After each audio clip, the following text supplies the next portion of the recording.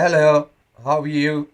Today, let's talk about an interesting subject, which is morality and its evolution. It's a complex and debated topic in different disciplines: psychology, sciences, law. Is morality purely evolutionary? Is it purely discretionary? How does it work? And there are different perspectives on this issue. So you have various viewpoints. For example, evolutionary perspective, where some scholars argue that aspects of morality may have evolved in humans as a result of natural selection. Now, there are cultural and social factors. Some argue that, well, evolutionary factors have somewhat contributed, but major influence comes from culture and society. Then there are religious perspective that religion gave moral values, and that is, you know, partly innate in the human creation by God, or partly it comes from following the religion's precepts. And there is a philosophical perspective. So it's a question which is not easily answered with a simple yes or no. In fact, most questions in life that are interesting are not simply answered with a yes or no. Otherwise, they won't be that interesting, right? Basic moral values are common across all cultures and creeds. Don't steal, don't lie, help others, give charity. All of that is common. The question then is, why do we follow these rules, and why are any rules understood as moral rules? Does evolution explain it? If yes, does evolution play a role in deciding which rules we should follow and whether we really know this? So that's the connection between evolution and morality that we are discussing today, and also evolution's consequences, whether morality or ethics exist at all. So, mind you, this video focuses on moral beliefs, but feelings, thoughts, and behaviors can also have ethical aspects. And similar questions arise about their source. But for now, let's talk about moral beliefs. So, where do moral beliefs come from? Evolution by natural selection happens when genetic mutations proliferate in a population. What then occurs is that individual organisms with a mutation outcompete those without it. For a mutation to flourish, it must be working in the individual's self interest. For example, by allowing the individual to run, swim, or fly faster than their rivals. On the other hand, actions that are considered morally good can sometimes entail sacrificing one's self interest, right? So that's why doing the right thing can often be internally challenging, changing. For example, finding the owner of a lost wallet to return it to them may not be of benefit to us, but most of us will do it because it's the right thing to do. So the question that arises is, if morality ever requires actions that are not for our own benefit, how could it have evolved? Because doing things that are against your self-interest is against evolution. So genes for ethical, benevolent behavior can flourish when individuals behave morally and thereby benefit their relatives with whom they share genes, or reciprocators who will return the favor. Genes for moral behavior can mutate through the individual's progeny who share that individual's genes, or by benefiting the individual, him or herself, in the long run. Kin selection is the process by which an individual's actions favor the reproductive success of that individual's relatives. It was briefly discussed already by Darwin. Reciprocal altruism refers to the mechanism of how cooperation between non relatives can evolve in case they are engaged in repeated interactions and able to keep track of the outcomes of their previous interactions. So far, so good.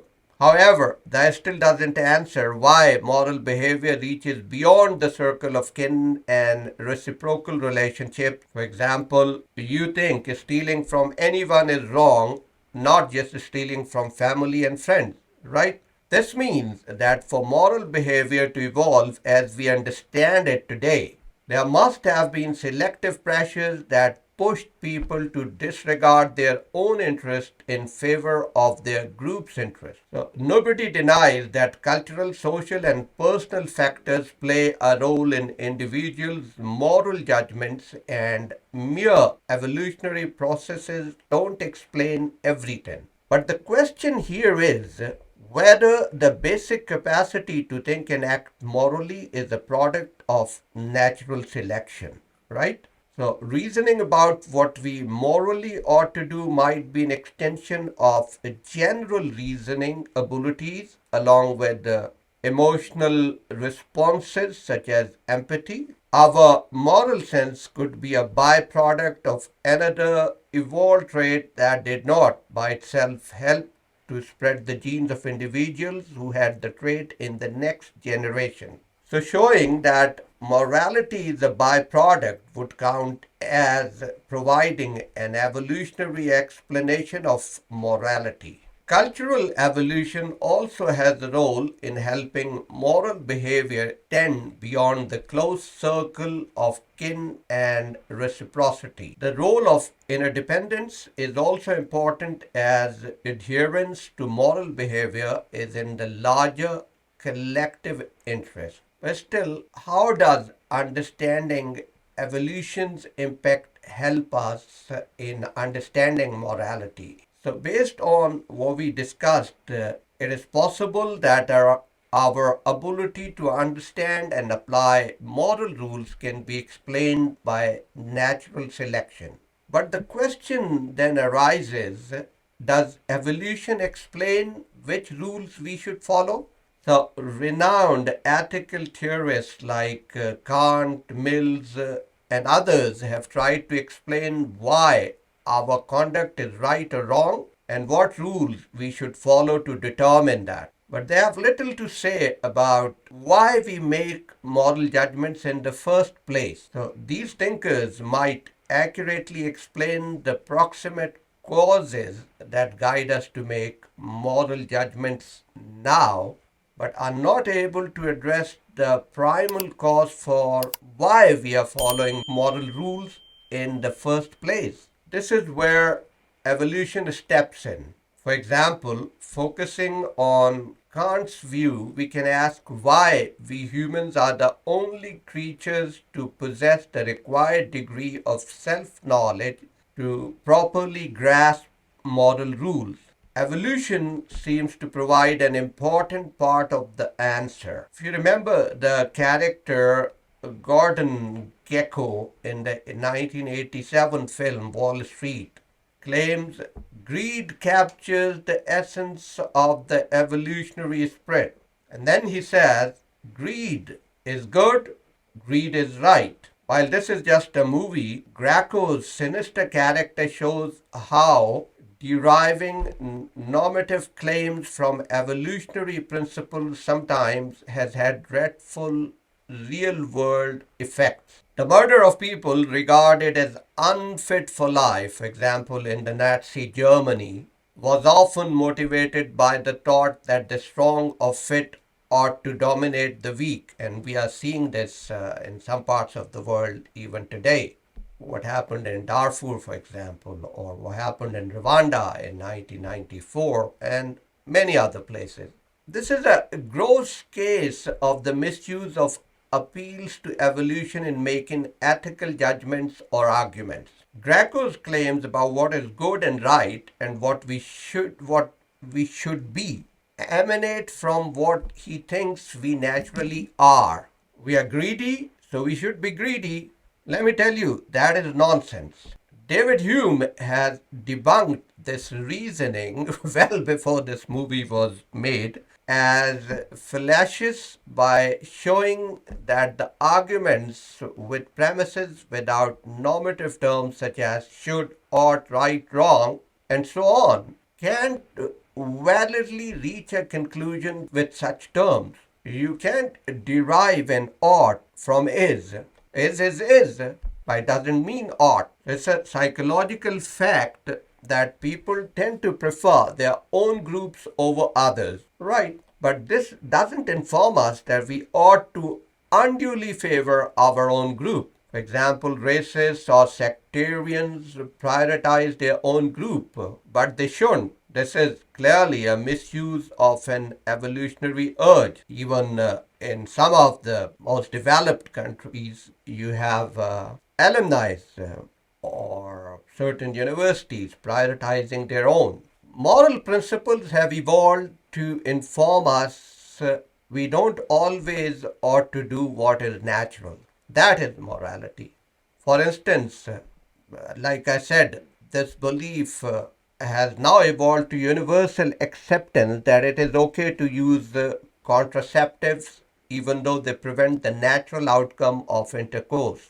Plus, another important thing is that it is often unclear that what the natural purpose of anything is, because there are always numerous possibilities. However, what is clear is that doing what is unnatural is often not wrong. For example, computers doing human jobs isn't natural. Is it natural? No. But using them isn't wrong. So you can now see how understanding evolution's impact on us may help us make better moral decisions. For example, as we saw, evolution explains in-group favoritism as our ancestors depended on their in-group for survival. But this is not a morally justified view any longer. So it is clear that recognizing evolutionary influence as the cause of some moral errors can help us achieve more justified moral beliefs. Now, the last part is that what is moral knowledge? Are there moral facts? So we have seen that there are evolutionary explanations for why moral tenets would make sense to us. For example, that stealing is usually wrong, but we could also think that stealing is wrong even if it were not a moral fact. This is because evolution could cause us to hold beliefs that are useful whether or not they are true. So, this observation produces two inferences. First, maybe we should be less certain in our moral beliefs since we might be holding them because they are beneficial, not because they are true. Accepting this would prevent justified moral knowledge because if we acknowledge that we can believe something merely because it's useful, they might obviate holding that belief with good reasons and so prevent moral knowledge. Second, it can be inferred that because we have moral beliefs, there must be moral facts that make those beliefs true. However, this argument is rendered suspect by evolutionary explanations for the causes of our moral belief, which show that having moral beliefs doesn't require moral fact. So having said that, evolution does not show that our moral beliefs are false, only that they could be. Plus, even if evolution undermines one reason to believe in the existence of moral facts, there are other reasons to believe in the existence that evolution doesn't threaten. For example, look how human society has witnessed moral upgrading over the last few hundred years.